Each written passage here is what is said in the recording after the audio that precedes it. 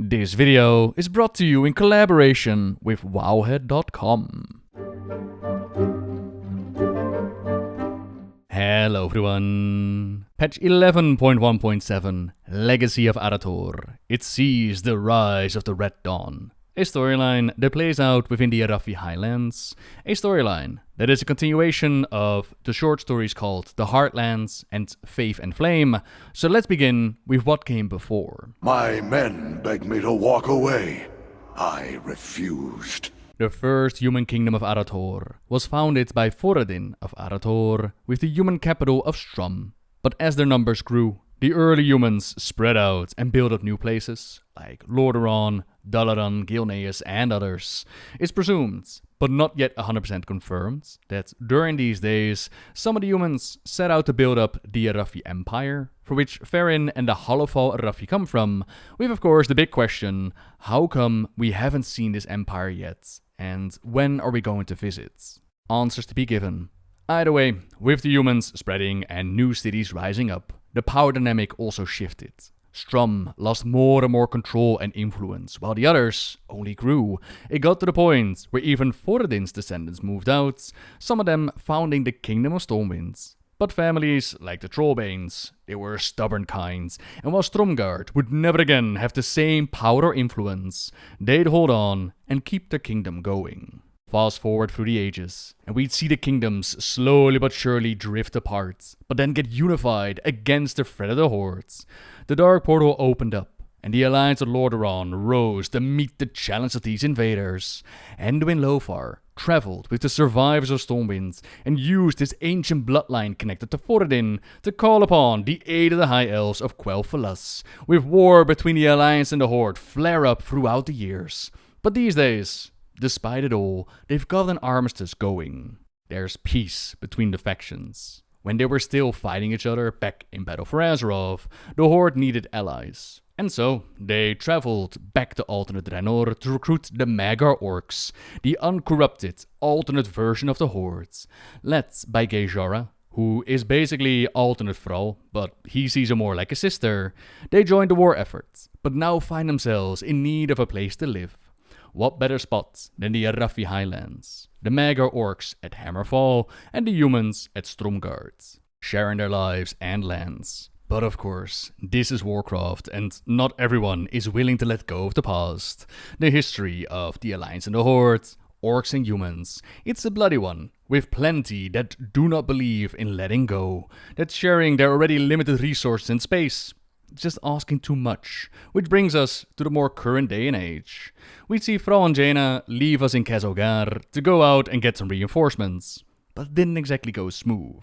Don of Trollbane, ruler of Stromgarde, put his niece Meryn in charge, as his attention was drawn elsewhere, and Meryn walks around with a very old school mindset. In her world, the Arathi deserve far more than living in a crumbling former capital city. They were and should be the glory of the human race, the pinnacle of their societies. Asking them to share the lands with the orcs, their enemy, it was a step too far. Not to mention that they showed up to ask for a support in a war that was so far from home. Strum was struggling enough as it is. Their own people should come first. And so, she makes moves to bring them back to the good old days, the Arathi Empire days. Jaina felt her heart sink as she realized the truth. Meryn was more than just an inexperienced ruler, an idealist. She was a believer in a glorious past that Jaina also knew to be fantasy. Meryn worshipped a misguided, even dangerous nostalgia for a golden age she had never experienced herself. Believing that they should claim the glory of the past, the glory of the Arathi, and Xal'atath, in turn, does not take the hostilities lightly, and does not believe, trying to make peace like a Thrall would have done, that that is the way to go. But Thrall still advises her to find where Stromgarde is hurting, to look beyond their leaders and seek another way, and eventually she does, realizing that they have more in common than not, that most just want to live their lives peacefully, that a cycle of hatred and violence would never be broken with more hatred and violence. While Meryn is the opposite, full on giving herself to the glory that she believes is owed to the Arathi. While those wiser amongst the ranks, they step away from her, so she is all alone. Well, not entirely alone. There's also a spy master called Xal'atath, skilled enough to hit a Thrall and a Jaina, which is left as a loose end, but all the same, the allies are gathered, now focused on Xal'atath, to which they set sail and support our cause, reconnect to the max level campaign that ultimately played out. A campaign that did more than just glorify the days of old. It introduced us to those very Arathi that Meryn was going on about. Again, the details are unknown, but somewhere out there is the Arathi Empire, led by their emperor, whose magical blood allows him to see prophetic visions, guide them and allow them to come true, or actively work to prevent those visions, whatever brings glory to the Empire. One of those visions saw the Arathi end up in Hollowfall, underneath the light of Beledar. There's also mention of a prophecy for the ultimate battle between light and dark, which is called Renilush, and these Arathi were teleported down below and held a line against the darkness, threats like the Nerubians. We reconnected, lit the beacons, pushed back the darkness, and adventured into Ashkahed and beyond, stopping Xal'atath and making room for the Arathi to expand, help us in other expeditions. Had them join us on the side of an isle where a similar crystal to Beledar was waiting. We've been given hints that while the Arathi are great allies right now, when push comes to shove, they might not be on our side forever. Meryn's vision on the glory of the Arathi might be shared by others, but those are worries for later. For now, we're friendly with each other, we are allies, and the star of the patch, Farron Lofar, she's been invited to join us beyond, and she feels the call, just like when she felt the call to join the Arathi expedition when she was only just a child. She's also a Lofar, and somewhere in the bloodline there is a legend, the ballad of Crochet the First Flame, tale of the lost queen of Arathor. According to legends, Crochet, Farron's ancestor, ruled in a time in which a terrible curse struck the land, tainting anything and anyone it touched, mutating them into vicious beasts. People turned on their loved ones, ripping their homes and villages apart. The kingdom was besieged, both from without and within. At the height of the conflict, an army of contorted creatures breached Thoradin's wall, which has stood as a stalwart sentinel over the land for generations. Witnessing the devastation firsthand, Crochet pledged her skills and powers to the protection of the kingdom. She would hunt down and eradicate the source of this magical malediction. She fought on, flame and light wielded as sword and shield. One night, an entity of light gave her a vision, spoke of a place hidden deep in the wilds, a temple where the heart of the world and the eyes of the heavens met. Inside, she met a being calling herself the Scion. When Crochet explained that she came here not for power but for purpose, for help to deliver her kingdom from this malevolence, and she would live in defense of all lands, the Scion was pleased with the answer and bid Crochet to bathe in the fiery waters of the temple. When she did, her old life and essence were burned away and made new. With eyes blazing and hair of flame, the princess emerged, wielding an ember that could never go out, the first flame. With it, she earned victory, even cleansed those who had fallen to the curse, returning them to their previous form. After she had won many battles and ruled for many years as queen, Crochet left the kingdom to her children, who had inherited a portion of the ember that blazed within. In time, they began to spread her lessons amongst the people, so as to light the path forwards. Crochet then took what remained of her power into the world, trying to trace the curse back to its source so it could be purged, and her kingdom, the world, could be saved forever.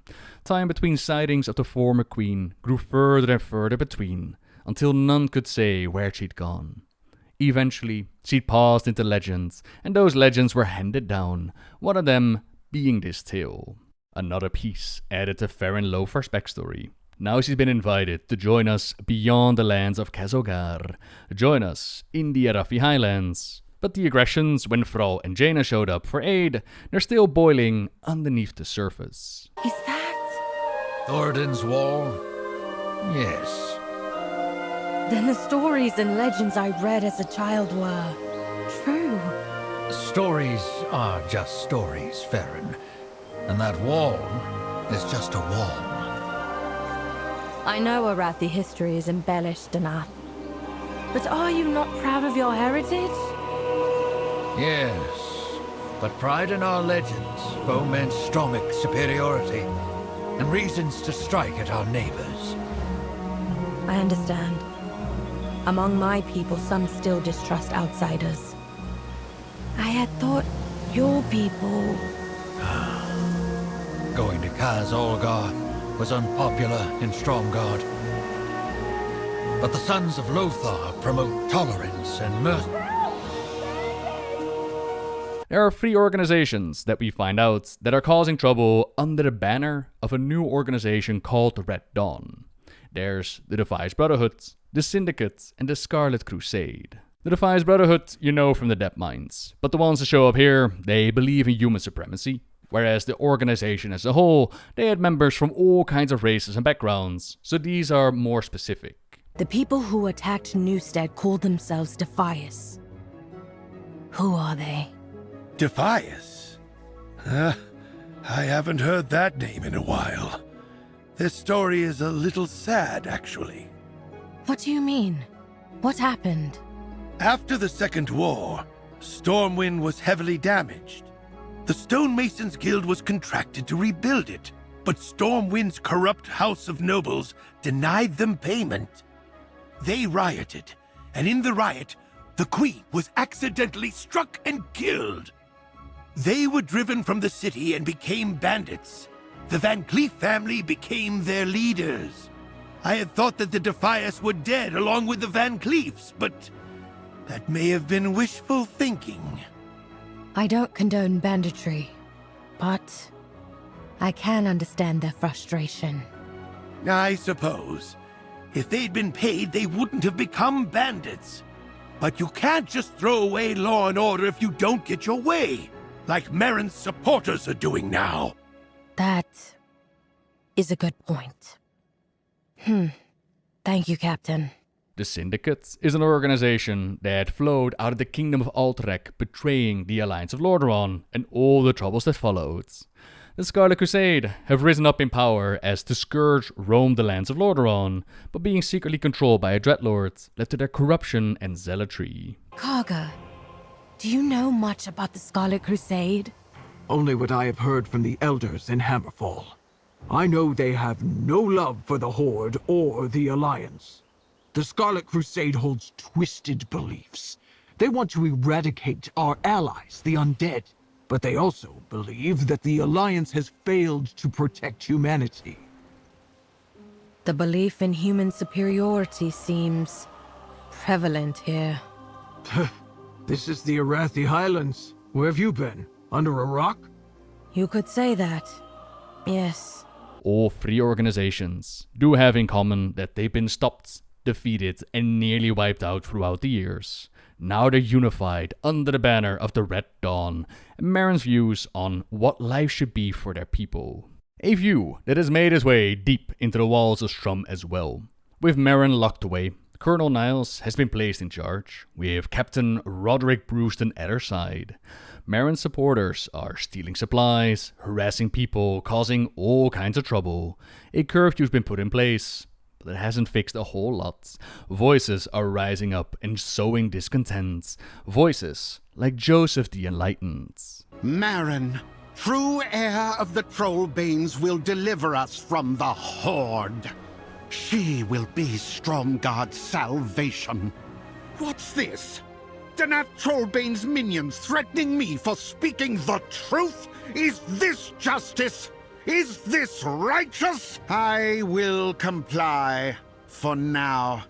But a new dawn is approaching for all humanity. Be ready, my friends. Our fight against Xal'atath has left them unprotected, neglected, and more willing to listen to voices such as Joseph, not to mention having to live together with the Magar. Meanwhile, Farron is asked to go and talk with Merrin. He would have introduced Merrin himself, but Gaara summoned him urgently to Hammerfall. Come with me. You are a prisoner. Why does Colonel Niles defer to you? You should know. Names carry weight. Farron, Lothar. Despite your elven blood, a great Arathi warrior returning gives us hope that those dissatisfied with Lord Danath Trollbane's rule, with our old Stromic ways forgotten, with famine, unrest, and orcs on our lands, and dwarves and elves in our cities, all will rise up and embrace a new dawn. And that when they do, I hope you'll be part of it, Theron. I would like to see Stromgarde as it was, but your promises are empty. And I would never betray Danath. You say that now, but you'll see it my way, in time. Theron leaves Hollowfall once, and immediately falls into a political plot, just with the power of her last name. Meryn isn't shy about what she wants to be, and yet Theron is dismissed as just having a theory. If she wants to share it, she should go out and try to find Trollbane on his way to Hammerfall, which we do. On the way, at Refuge Point, we find a bunch of soldiers and civilian bodies, with the orc Karga Bloodfury holding the ground and protecting everyone, even the humans. Which does lead to something interesting to consider, which is the question, how much information of the story is revealed to the local population? We as outsiders, we can observe from a topside view of things, and we can see all the things that go down, and we're very well informed on the going-ons in the world of Warcraft. If you're not, then I should highly recommend to subscribe to the channel, as I inform you weekly on the story within WoW, but how much would a regular farmer in Azeroth know? This is sparked by Vicky Longseth saying that she had heard stories about the orcs helping out human farmers, but she didn't believe them until now. Saved by Karga Bloodfury, she is all kinds of confused. We may have had our share of conflicts in the past, but the Horde isn't a problem today. Now, if this was dialogue that came out when the Horde first invaded, or when they were still trapped within the internment camps, then it would line up with the more general worldview that we witness as well. An Arthas saw the orcs as nothing but monsters, a Jaina saw that they had children, that maybe there was more beyond it. A Tyrion met Eitrigg and learned all about the honor of the orcs, losing it all for the sake of his honor. So back in those days, being surprised about the orcs helping out, that was the world's still getting to know them. But since then, we've had Warcraft 3, and then the entire story of World of Warcraft up to now, where the Alliance and Horde have worked together time and time again. Did those historic moments even reach the general population? Surely something like Deathwing and the Cataclysm that cannot have gone unnoticed. Did no one inform them about the Orc Thrall and the aspects saving the day? There are more massive historic events. How much does your average farmer know? And if by orcs she means specifically the Magor orcs, how much from the events of the story Heartlands have been spread across the population? An interesting thing to consider. But all the same, Joseph is causing trouble again, but he is well versed in the ancient arts of Bubble Hearth, so he gets away. You dare think you can stop what's coming? You dare think you can stop the Red Dawn? No matter. Our job here is done. You will never defeat all of us. And then we realized that they never called for Danath to come to Hammerfall. Something's going on. Outriders are sent out to track him down. Will you help out at Hammerfall? And Eitrigg shares some history with Theron. If orcs have long warred against the humans, why help them? Long ago, a human showed me great kindness. I strive to honor his memory by protecting the weak and defenseless. Seeing Hammerfall and talking to your people has been an eye-opening experience, Eitrigg. Harboring refugees no matter their creed. My people would do the same. I do not doubt that. Both of our peoples have suffered through dark times. We may live here in peace now, but this site was once witness to unspeakable horrors. The Alliance imprisoned many orcs here in an internment camp. We liberated and claimed it, naming it after our fallen war chief, Orgrim Doomhammer. The Alliance held your people here? In an internment camp? And yet, you harbor human refugees? And yet... Lamplighter, there have been far worse crimes committed against my people. Such is war. But our teachings say if we are wronged, we can cause more suffering or end it. We now choose to end the cycle. I think that my people could learn a great deal from yours, Eitrigg. Thank you for welcoming me here. We'll come back to this at the end of the video. For now, we deal with the local Widowbark trolls, and we get some insider information on the Red Dawn, who's been using the refugees to infiltrate Hammerfall, cause all kinds of trouble. Trouble which we clean up. Another round with Joseph, who bubble harsh like a champion. You again. I will not go easy on you this time. You are fortunate I changed my mind and spared you.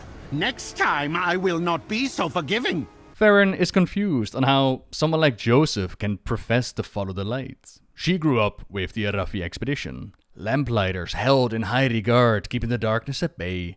Now she gets to witness that the light, it does not judge morality, it responds to conviction. And so far, the Red Dawn has done everything to cause strife between the factions, attacking and making it look like the Horde is responsible.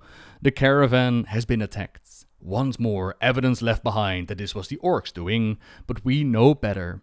Time to go to Argorok, where propaganda and oaths of loyalty are scattered around, confirming what the Red Dawn is and what they've been up to. Red Dawn Oaths of Loyalty. I henceforth renounce all allegiances, and swear my loyalty to the Red Dawn and its leader, Meryn Trollbane. I vow to serve, protect, and defend the cause of humanity to the exclusion of all else. I promise to unite the people of Arathor once more, and see them take their place as the greatest nation of Azeroth. Red Dawn Propaganda. Brothers and sisters of the Scarlet Crusade, long have we fought to eliminate the scourge of undeath from our lands. Long have we suffered defeat after defeat at their hands. It is time for a change. We must seek out allies to help us in our glorious crusade. But more than that, we must lend our aid to those with even grander aspirations. Let us not only save this world from the undead, but make it a paradise for humans everywhere. That is what the Red Dawn stands for. That is what Meryn Trollbane fights for. A new dawn for all humanity. Joseph the Enlightened. Red Dawn Propaganda. Many years ago, the Altrekki were one of the first to set out from Strum and build a nation away from Arathor. The kingdoms of Altreck and Stromgarde have quarreled over the years, but now we must remember our shared history. It is now time for our people to unite once more. We are not enemies, but cousins. I will take the first step in offering peace and reconciliation. I invite the remnants of Altreck, known as the Syndicate, to join the Red Dawn. We are a faction that will fight for all humans, no matter their kingdom or creed. Let's return humanity to the glory it once had. Veronica Niles. Red Dawn Propaganda. The Defias have been failed by their leadership. First by the Van Cleefs, and now by Redspawn. These charlatans have been satisfied with banditry and petty thievery. They suffer from a lack of imagination. The Defias were founded to remove the corrupt nobles of Stormwind. We were to bring justice, honesty, and integrity back to our rulers. We lost sight of that in a quest for revenge. No longer. Now we have found a new cause and leader. One who will not only cleanse the corruption from Stormwind, but from all human kingdoms. Rise up, my Defias brothers and sisters. Rise up like the morning sun and join the Red Dawn. Rise up and follow Lady Meryn Trollbane. Just smash it open, Eitrigg. If an orc prison couldn't withstand an orc, it wouldn't be worth much now, would it, Danath? They wouldn't kill me. Left me to rot. Cowards. How did you find me? The Red Dawn left orc weapons at the ambush to fool your people. But they did not fool us. We knew the weapons came from Argorok. Geara, Eitrigg, your honor humbles me. You didn't... No time to get sappy on us, Danath. We've seen what's coming. Meryn went to warn your people. Then she is in grave danger. Only someone in Stromgarde, someone close to me, could have orchestrated the ambush. Then we must go to her aid. Meanwhile, at Stromgards, We must widen the search. We do not have the resources for a manhunt, Farron. To rescue the Lord of Stromgard? I thought you were in charge here. I think we can drop the charade now, Veronica. You're behind this. The Red Dawn? Danath's disappearance. Yes. And now that my uncle is gone, I'm free to do what I wish. Footman! Stop this madness! You're all Arathi! And I thought you were once. Now you'll suffer for not joining our cause. It's you! Listen, I'm going to need your help. We have to stop Merrin and Niles. Captain Roderick gets us out of jail, and Merrin has declared herself the new ruler of Stromgarde. Or, well, she tried to anyways. Some are on her side, and some are not. And those that try to stand up against her have been overwhelmed by the bandit forces. We need to help out, take out those goons, and collect any evidence that shows what they really are. While captive, I heard Merrin's plan to amass her troops at the gates. We must stop her! Sacred Flame, I'm glad you're here. You found Danath. Dunoff and Eitric have gone ahead to confront Merrin, hoping that they can stop her, end the coup and the bloodsheds. But after seeing Joseph the Enlightened's handiwork firsthand, despite how unorthodox he may be, he is still a danger. Farron hates to say it, but she would relish the chance to finally take that underhanded cretin down. Since he's blocking her path up ahead, let's go take him down, and then help Dunoff and Eitric end this war. Bringing along more deviants to the fight this time? No matter. I am too important to spend my time with you No, my shield! But I'm the Enlightened One! The Scarlet Crusader!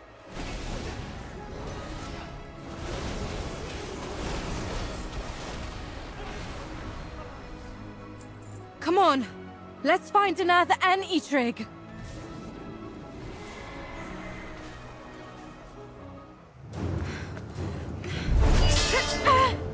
Stop this! Danath fought to save all of Azeroth. He sold us out so the Alliance and Horde could wage war in Parzalgar. You'll never understand. For Arathor!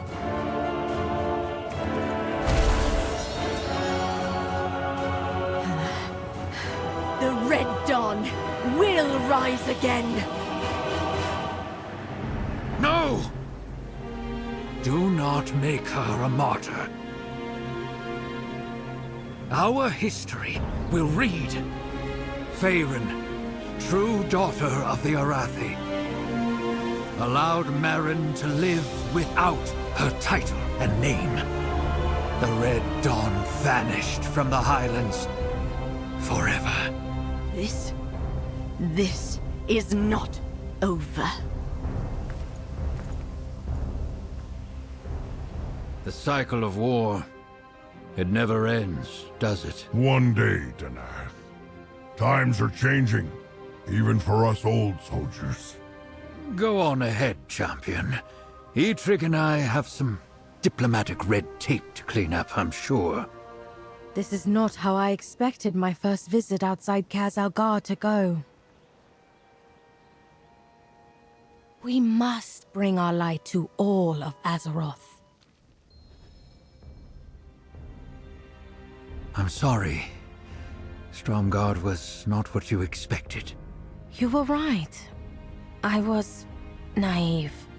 No, Farron. I was wrong. Wrong? How? I said Thoradin's wall was just a wall. But what it represents does exist. In you. I don't see... You have been a guiding light. Saving my life. Bringing us together. Reminding me of my true mission. You look to the past, but you are our future. And I am glad of that. Perhaps... Perhaps the new dawn is not what Marin wanted, but us, returning here for our people. I hope you are right. Done is right. Legends are just legends. We shouldn't try to live in them, blinded by pride. Instead, those legends should inspire us to make the world as we hope it should be. Light willing, we will remember the past for a better future. For all of us. And that's the story of Legacy of Arathor.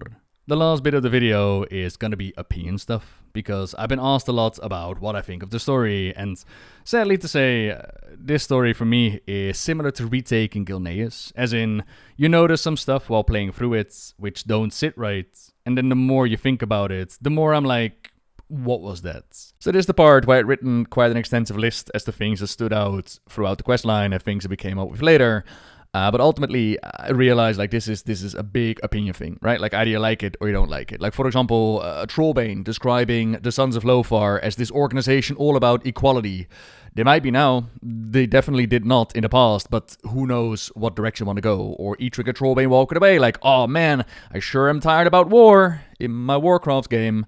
Or the idea of the Defiance Brotherhood all of a sudden now being pro-human, whereas in the past they have definitely worked with different races before.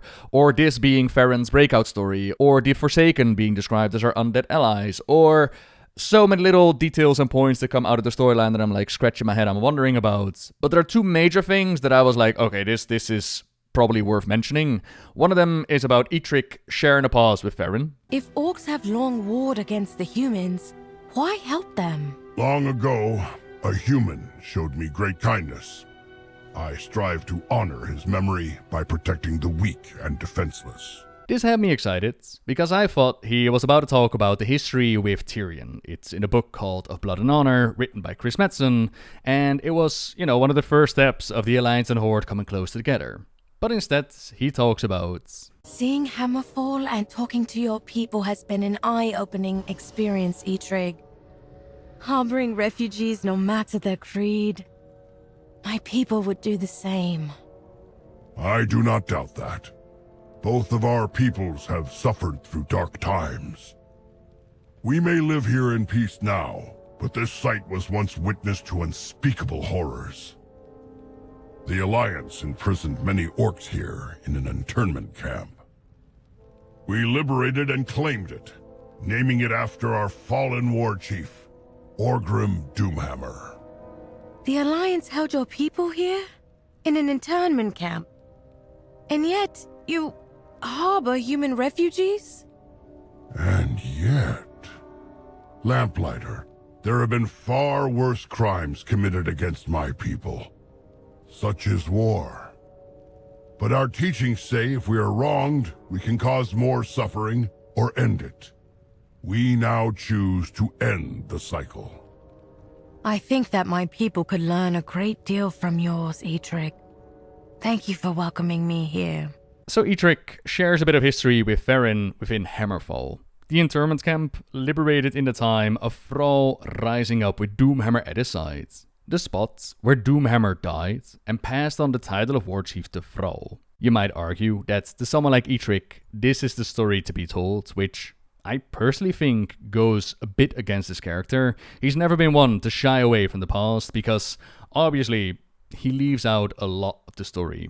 Like how the Horde invaded Azeroth, washed over the world, looted, plundered and pillaged, how a Garona half-Orcan came to be, or the fall of Stormwind, the rise of the Alliance, Anduin's Lothar's sacrifice, the one that he shares a last name with. He sacrificed himself at Blackrock Mountain to the salvation of the world.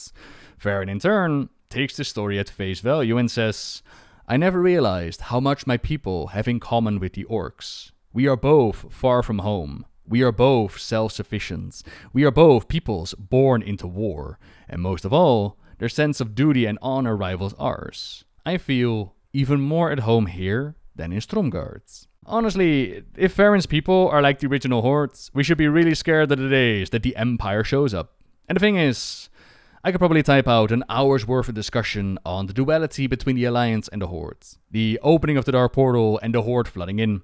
How dare they, right? But you could also argue that the only reason they were able to come in the first place, that was due to the corruption of the Guardian, due to Medivh. And what about the added motivation of orcs becoming corrupted due to the influence of Kil'jaeden and the Burning Legion? Demonic blood was pumping through their veins. They had no other choice. It was either go down with their planets or take over another one.